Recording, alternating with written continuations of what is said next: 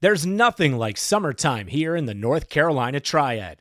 And when it comes to the season's can't-miss events, at the top of the list is the Coal Pit Live Music Series at Incendiary Brewing in downtown Winston-Salem.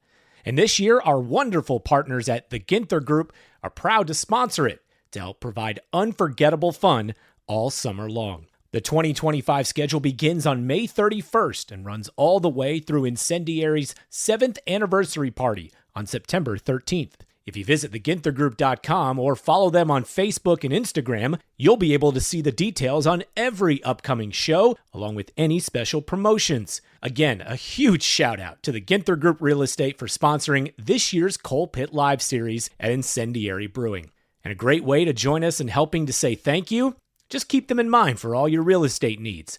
It's one simple phone call, 336-283-8689, or just one simple click to theginthergroup.com. This is the Triad Podcast Network. Hi, everyone. Appreciate you joining us for another financial episode with our certified financial planner, Jennifer Johnson. It is June, which means there's a lot of things we celebrate in the month of June, and one of them is Father's Day. If you joined us last month, even if you didn't, you can find that episode, but we had a great conversation revolving around Mother's Day, but it was about women in financial security. It's a fascinating episode, and we encourage you to check that out in our archives. And Jennifer, the thing that I said at the beginning of that episode was that I was a part of the conversation, but I did some research, did some fact checking, spent hours and hours digging into it, and discovered that I am not a mom, and so was not able to contribute much to that conversation. However, for today, when we theme our episode more toward dads for Father's Day, this one I can confirm that I am a dad, and so I'm excited to jump in and be more a part of this particular topic as we get into Father's Day themed episode of our financial conversation. So that's what I know at this point. I'm excited to go wherever this one goes, but why don't you maybe start us off and tell us what exactly we are going to try to inform our audience about today?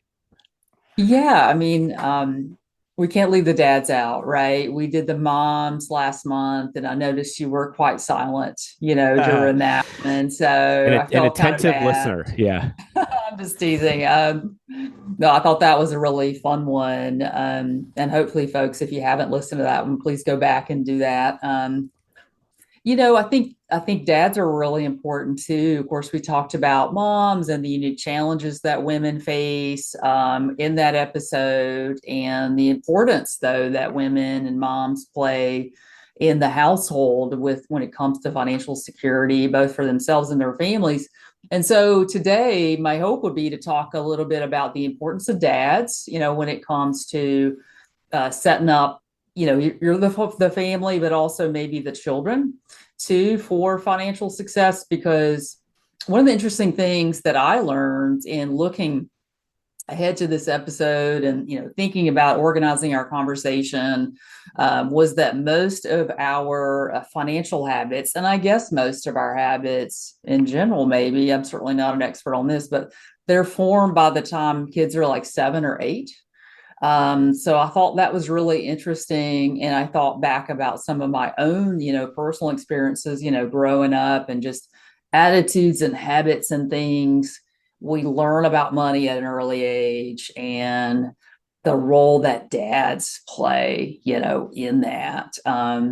So a broad conversation, but I think one that's like going to be really interesting. And of course, there have been some books written and things on that we'll draw from too. But I know, Adam, I know you're a great dad. I know you're very financially responsible for your family. So I'm sure you'll have a lot to add to this conversation. I will have information to add. I hope that the information is valuable and on the right track. So yeah, I mean, I appreciate those kind words. And look, I mean, I think the one thing that I want to try to get across here is, as I was looking through some of the materials that you've put together here, money is something that just not a lot of people talk about, right? And Yeah. I think there was an article that you sent from the Financial Wellness Project, and the one of the topics discussed in there is that money was kind of like Fight Club in their house. And Yes, I if you thought that was funny. if you've seen the movie Fight Club, you know that one of the popular lines is rule number one, you don't talk about Fight Club. And Right. so that's Right. what they mean when they talk about money is you don't talk about money. And so, you know, it's interesting when you say that I try to be financially responsible, and you uniquely know that because we work together. So you are very in tune with our financial situations. And so Right. but I would imagine that other when family friends talk to each other, sometimes it's an issue inside the household. We've discussed that financial matters can be a real strain on a marriage. Right. But there's this thought that money is kind of off limits and needs to be kind of tucked away in terms of what you talk about in the transparency. And so I'm willing to share some information here in the hopes that maybe people listening will get a sense of, okay, it's okay to talk about money, and this is just one person's perspective, and maybe I need to be more open about sharing my own situation and my own perspective on what they do. So yeah, Yeah. but yeah, so I'm looking forward to getting into this. But that was one of the things that I took away from the material you sent was Yeah. just the unwillingness of people to talk about it. And sometimes I think Yeah. that's if you're in trouble or you're looking to change or figure out whether what you're doing is correct, the first step is to actually discuss it and be honest about it. That's right. I think that's true. And I've definitely seen that. I get an intimate view into a lot of families, lives. It's a little bit unique from my position that most people probably don't. But I see people on total different ends of the spectrum, where people a lot of times maybe clients will have aging parents and all of a sudden, mom and dad or whoever was taking care of the money before have aged, and then all of a sudden they can't manage that, and they literally have no idea, the parents' assets or income really, and at least they don't know any numbers. Sometimes there's different accounts all over the place, and they just then parents have intentionally not shared where they are financially. I think some of that is so personal for people.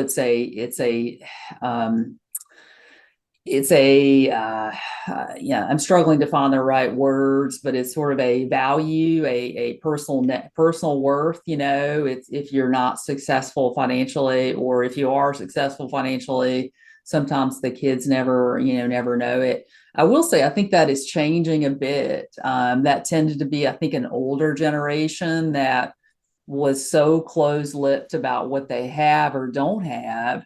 I do think that's changing a bit, but I also think that parents, and in particularly probably dads, I know we talked about, moms and taking a greater role last month, but I think traditionally when I see it now, if I'm speaking to a young new investor, maybe I'm enrolling them in their 401k or other type of retirement plan, and they need to make decisions on, what they're going to contribute or how that money's going to be invested.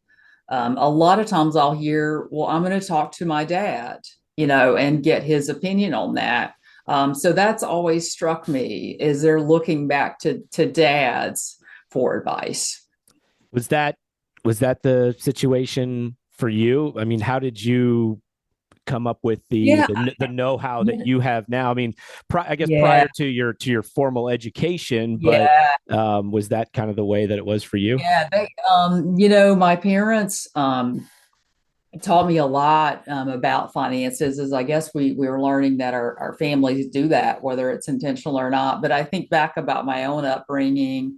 I grew up on a cattle farm, very rural, in Wilkes County, and my parents had sort of what you might call blue collar jobs too off the farm, and they really didn't know about investing in the stock market or any other like real investment, if you will. What they would do a lot of times is if they, let's say a new calf was born, for example, if you had a calf born on the farm, and I have a sister as well. They would say, okay, this one's yours, and so this calf would be mine, and then so we were a beef cows, and so they would be sold when they got older, and so hopefully the cow lives, it's sold, you get X dollars, and they would give you the money for that, and they would put it in an account at the bank, typically a CD, because that was all they knew what to do with it. Ironically, my mom found one of the physical like CD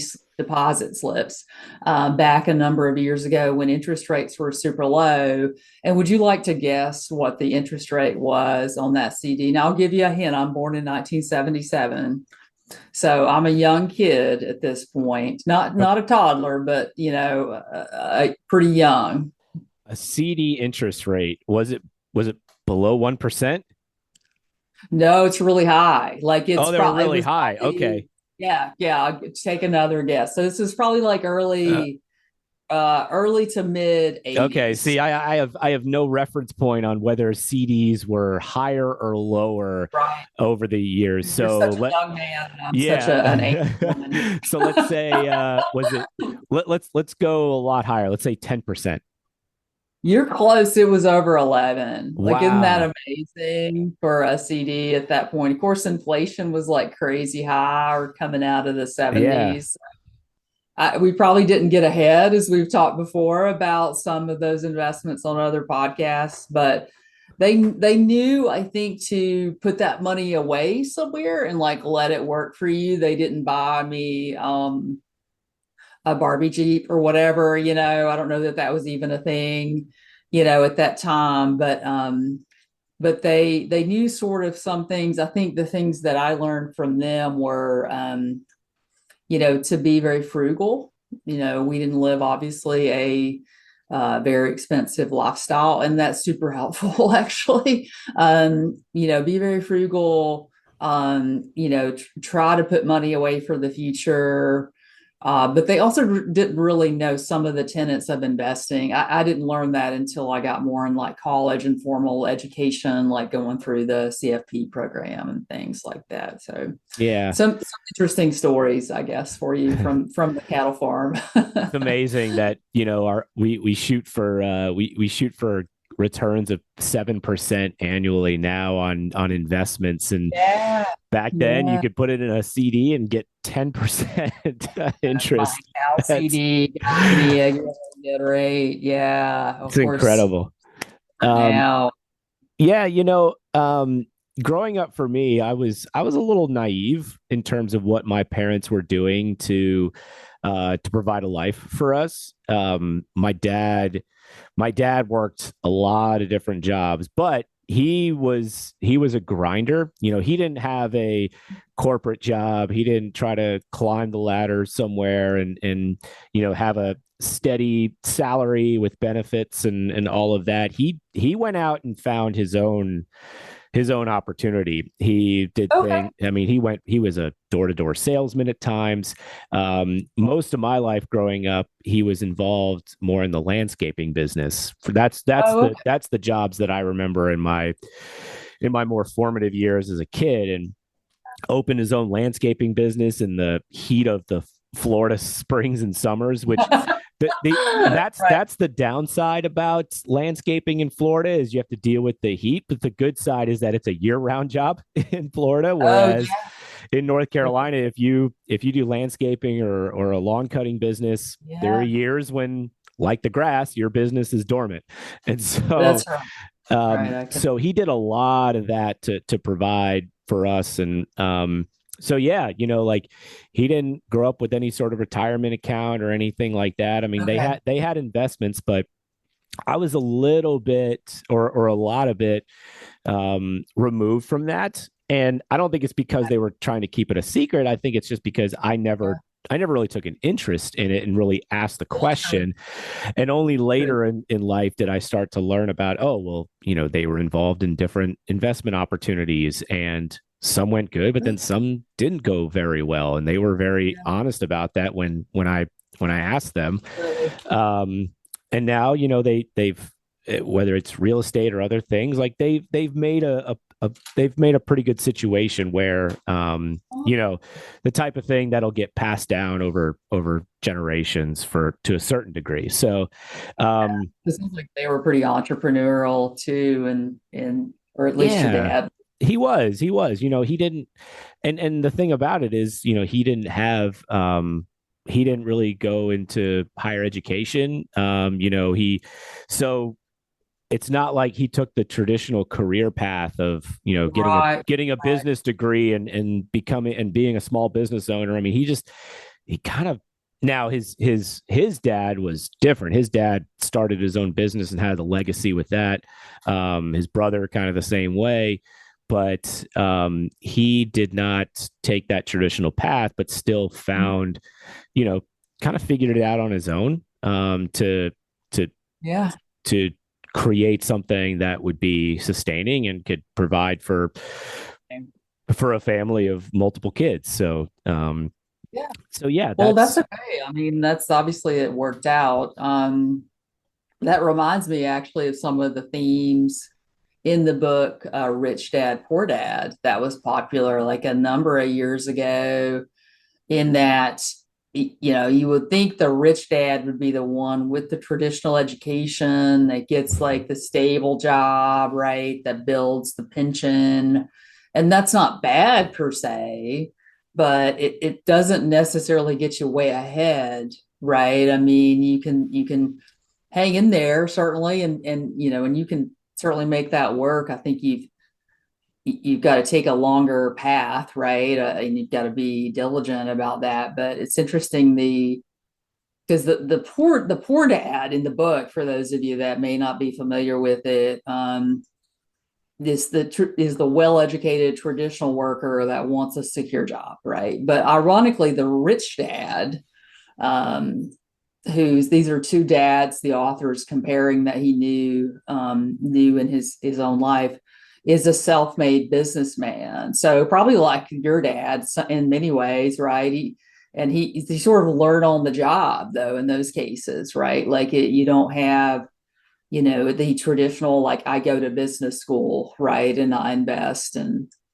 like in some cases, like we've talked in the past, you pay a lot of money, like for the formal education, sometimes borrowing money that then sort of sets you back, right? In terms of having to make payments on that, student loan payments, as opposed to like the entrepreneurial dad who sort of jumps in, which we're not talking about doing anything crazy, dads. So like, don't quit your jobs out there in honor of Father's Day. Like, we're not necessarily saying that, but like in my family, they had the traditional jobs, outside the home or outside the farm. Both my parents did.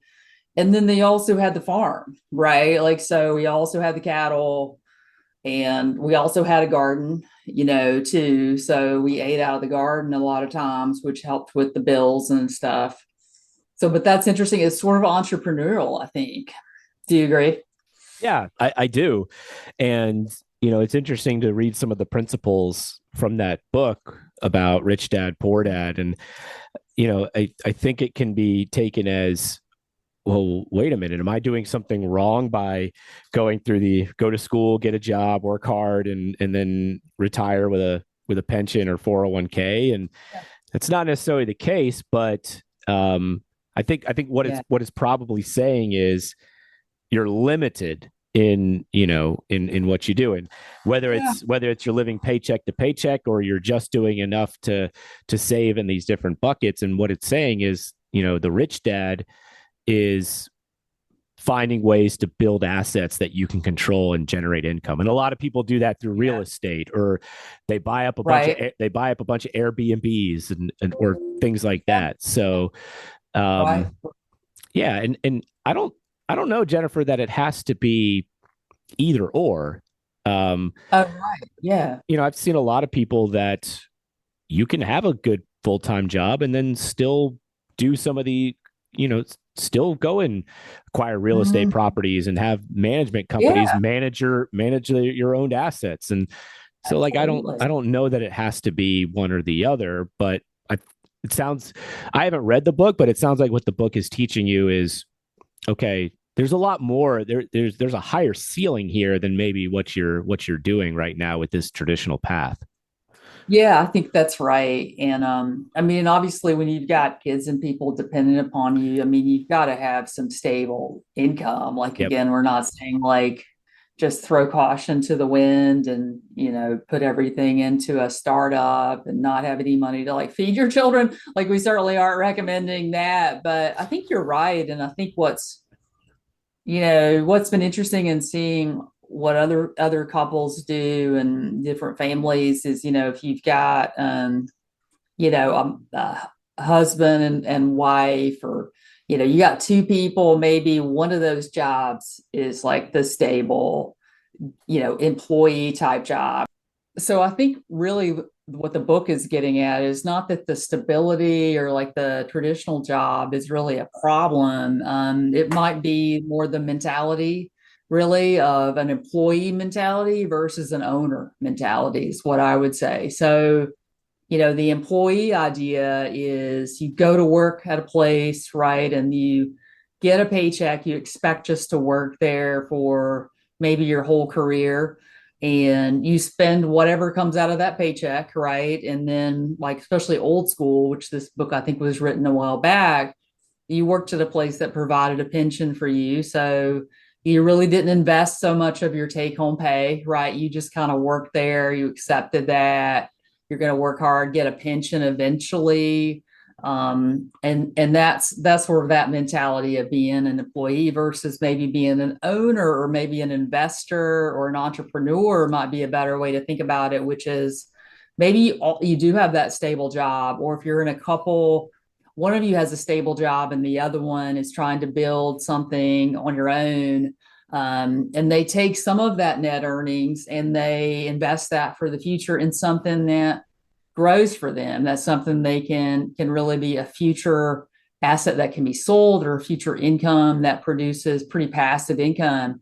And that's a little different, I think. I think that can be part of the plan, because obviously you need stability for your family, like especially if you're a dad, right? I mean, I think there's still the traditional view of dad is as a provider, right? And so I think definitely, you would, as a father in particular, in most cases, you're really looking for dad to be a stable financial contributor to the family. But I think that helps, like, really, if you want to build wealth, which is I think really around the book, is how to build wealth. Rich, I think, has some like connotations with it, but if you want to be somebody who builds wealth, you don't just work at that job and spend whatever you take home and hope to get a pension if you work there long enough. It's, you take some of that income, it goes to the 401k maybe, or it goes to, like you said, you're buying real estate, and then you're paying that real estate off, and that becomes income for you down the road, or you're investing in some other type of investment that we help people with, investments that are not something you look to spend right away, but something that, you really build wealth for your future and can be like even a family legacy, down the road. I think that's the way I would describe it. So and like you said it well, Adam, I don't think the traditional job, there's nothing wrong with that. Like, we probably all need that at some stage of our lives, if not throughout our most of our lives. But it's, what do you do with some of the earning power that, comes out of that, or some of your skills maybe too, like how do you leverage those too? You know Dewey's Bakery for its iconic sweets and treats, the sugar cakes, the thin cookies, and the cake squares, especially on Mondays when you can get one of those delectable squares for free. But during these hot months, you can't forget about the ice cream. Made from scratch and featuring all your favorite flavors, Dewey's ice cream is the perfect way to beat the heat this summer. And what do we always tell you about Dewey's? It's the place for all of life's celebrations. And in the summer, that means weddings. Since 1930, Dewey's has been crafting delicious wedding cakes, plus custom cupcakes and groom's cakes. Team up with one of their celebration specialists to find the perfect fit for your special day. To get started, just email cake@deweys.com or swing by the Thruway location in Winston-Salem. And for any of your everyday cravings, you can also visit the store at Renolda Manor or at Friendly's Shopping Center in Greensboro. Dewey's, celebrate every day. What the book is trying to get across is what to maybe pass down to your kids. So if you're a dad reading this book, you may not be in a position where you can take some of this advice. You may be in a position where it's like, look, I've got 3 young kids, 4 young kids, whatever it is, a mortgage, bills, all sorts of things, saving for college, and I've got a good steady job. And so I can't just completely uproot all of that and change my strategy. But what it's saying is there are things that you can teach your kids about their approach to this that could take different paths. And so I think a lot of this, and you know, my kids aren't necessarily old enough to fully grasp all of these concepts, but there are certain things that I can start to teach them at a young age, just the power of saving and the power of working hard and what you can do to control the money that you make. You know, I think it's the difference between like, okay, well, if I do my chores and and I'm responsible, I'll get an allowance every week and it's going to be the same amount. Or I can work hard and build a skill and do something on my own and be able to control how much I make and and every extra thing that I do is going to have some sort of return on it. And so I think those are maybe the basic concepts that we can pass down. Because look, if you can't necessarily do much about it at the stage you are in life right now, but you are a dad or a mom, you can start to instill some of these foundations in your kids. Yeah, and I think what I reflected on as I was preparing for this is, you know, whether we like it or not, we are, right? I mean, because kids are watching what we're doing. It's, you know, families are different about transparency into like numbers in terms of what they have and things like that. And I don't know that that's even important. I think, you know, dads know their kids usually, so they know like when it's the right time maybe to share that. Especially if you have young kids, like having they just don't have any concept of like what it takes to run a household usually, right? So they would think we all were the rich dad, right? If they knew what we made, right? And I think it's helpful for them as they get older, as we've talked in other cases, for them to, you know, understand like, okay, here's how a mortgage works, you know, here's how a car loan works, here's the dangers of credit cards, you know, as we've talked about education in the past. And that was one of the interesting things I think about the book, is that there's sort of a mindset of like the poor dad. And I think poor is maybe a bad way to say it. Like the dad there's not really poor.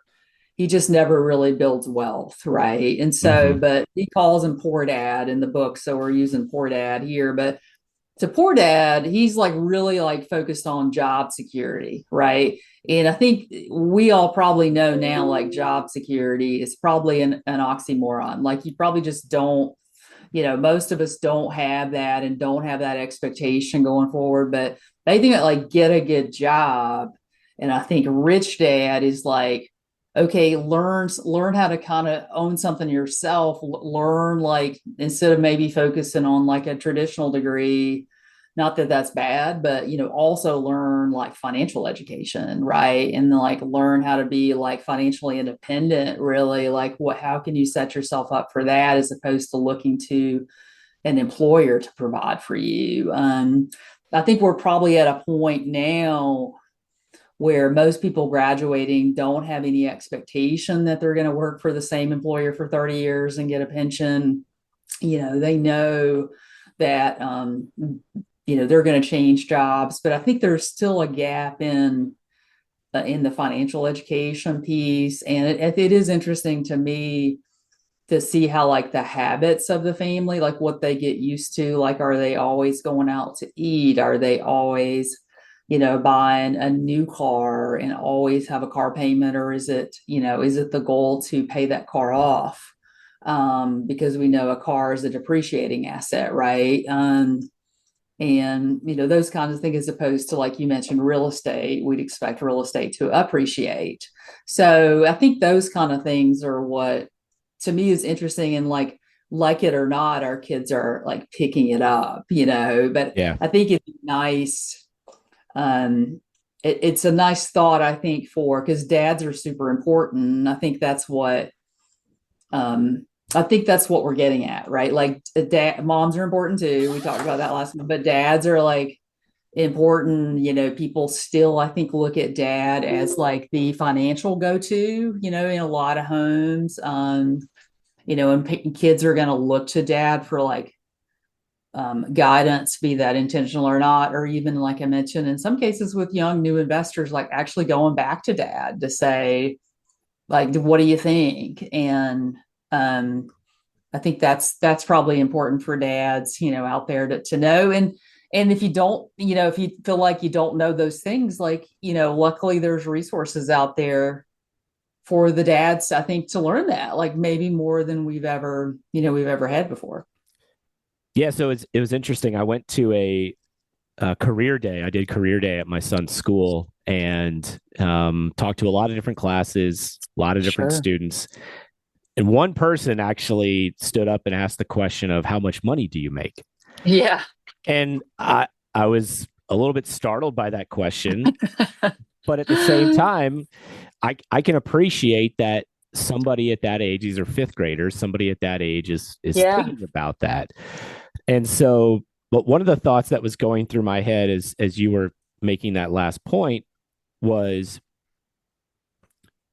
my kids will comment if we're driving around and they see a nice car, like they see a Yeah. Corvette or a Lamborghini. My son wants to buy a Lamborghini when he turns Yeah. 16. And I said, all right, Right. well, but I think one of the things a simple thing you can do, even if you don't have the ability to follow some of the strategies in Rich Dad of buying real estate Right.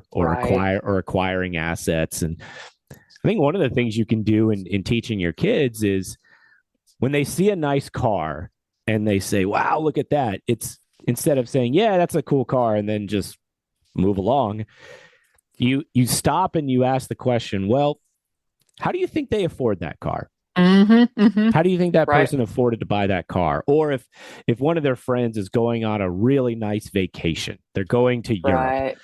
Right. Well, how do you think they afford that? And Mm-hmm. have the conversation for them to understand that, oh, I can do these things too if I follow these paths, or Yeah. understanding that, hey, they might be paying for something like this on a credit card. Right. And Right. yes, that's really nice, but here's the risk involved in doing this. Now, so they're doing Mm-hmm. it one of two ways. They're either paying with it with money they've accumulated and earned and being able to Right. reward themselves with these things, or they're going into a massive amount of debt Right. just to enjoy Right. this. That's right. So I think one thing we can do as parents is just ask those questions Have and some and conversations. try to get them to Mm-hmm. understand. All right, well, how do I Yeah. get these things that I think are cool? Yeah. Yeah. Right. That's right. And I think, I don't know if yours ever say this, but you see a car. And so my youngest is 13 and she'll say, like, they must be rich. Have yours ever said that? Like, Yeah. particularly with a fancy car. And it always reminds me of another book that I would recommend to people called The Millionaire Next Door. And the whole premise of the book is the people that you think are millionaires really aren't, because they have bought like Lamborghinis and stuff, right? Like that they're spending all their money. Maybe they have a great job, maybe they're a high paying attorney, but they're not putting that money to work for things that really grow your wealth. They're just kind of spending it. Um, and the plumber, or the carpenter that's married to the school teacher that has lived in the same house for 50 years that's now paid off, and they put their money aside and invested it, in different things, not lived a certain lifestyle, is the real millionaire.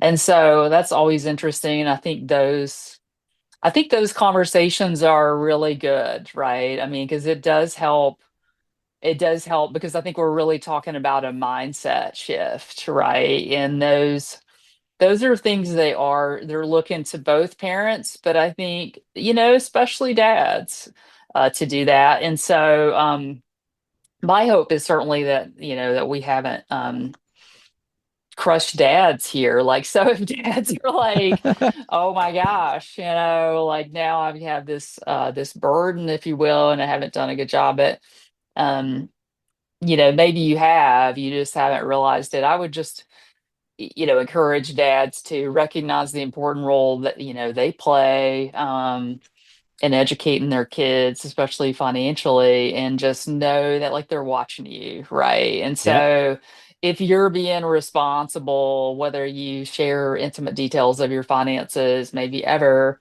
um, if you're being responsible, they're going to pick up on that, and you set expectations that then become like standards for them as young adults. So I just think that was one of the main takeaways, I had in reflecting on this and doing a little bit of reading and research. Yeah, it may be too late for some dads in terms of Yeah. changing their lifestyle.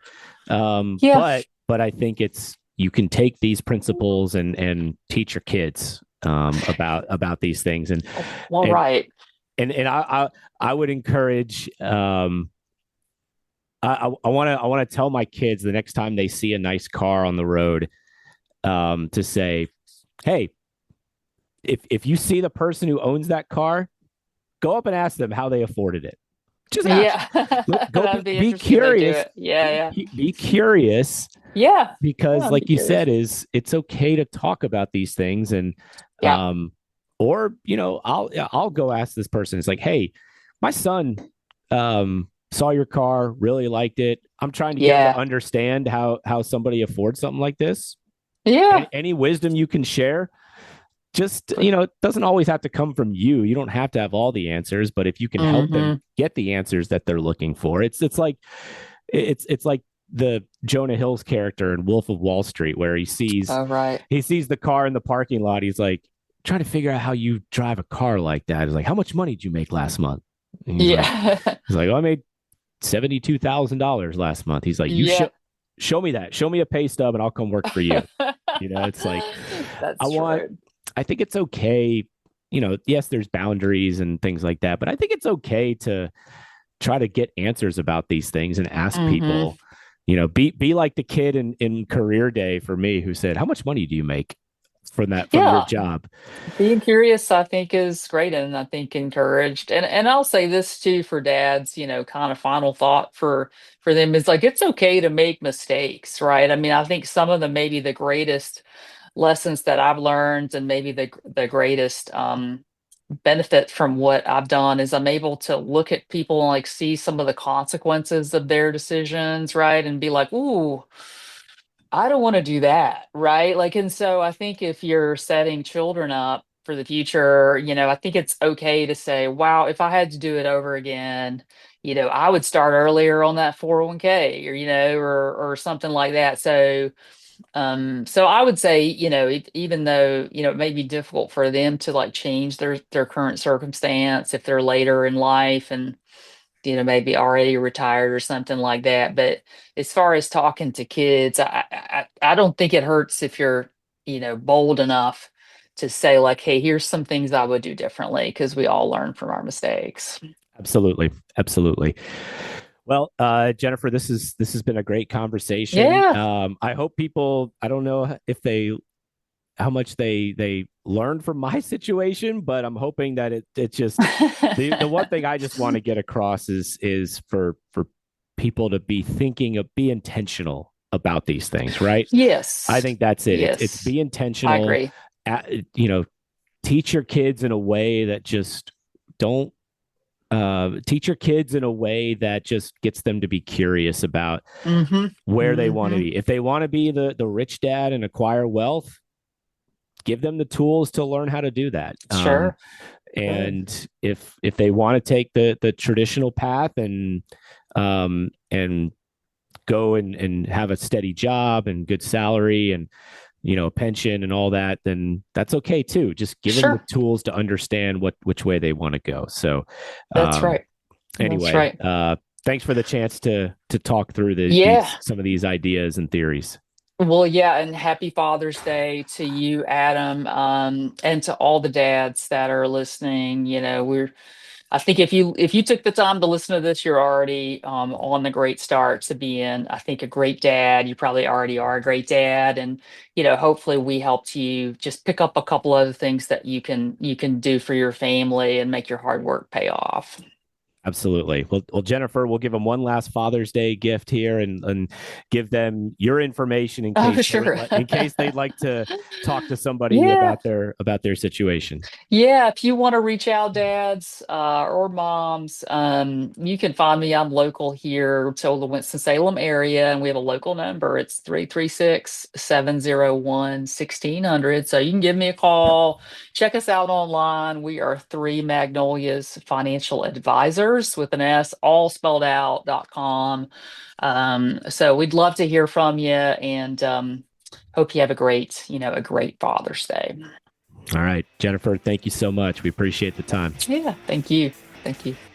Securities offered through Private Client Services, member FINRA SIPC. Investment advisory services offered through Three Magnolias Financial Advisors, located at 110 Oakwood Drive, Suite 480, Winston-Salem, North Carolina, 27103. Three Magnolias Financial Advisors and Private Client Services are not affiliated. Private Client Services is under separate ownership from any other named entity. All information is believed to be from reliable sources. However, we make no representation as to its completeness or accuracy. All economic and performance information is historical and not indicative of future results. The market indices discussed are unmanaged. Additional risks are associated with international investing, such as currency fluctuations, political and economic stability, and differences in accounting standards. The views depicted in this material are for information purposes only, and not necessarily those of Private Client Services. They should not be considered specific advice or recommendations for any individual. Neither Private Client Services nor any of its representatives may give legal or tax advice. This is the Triad Podcast Network.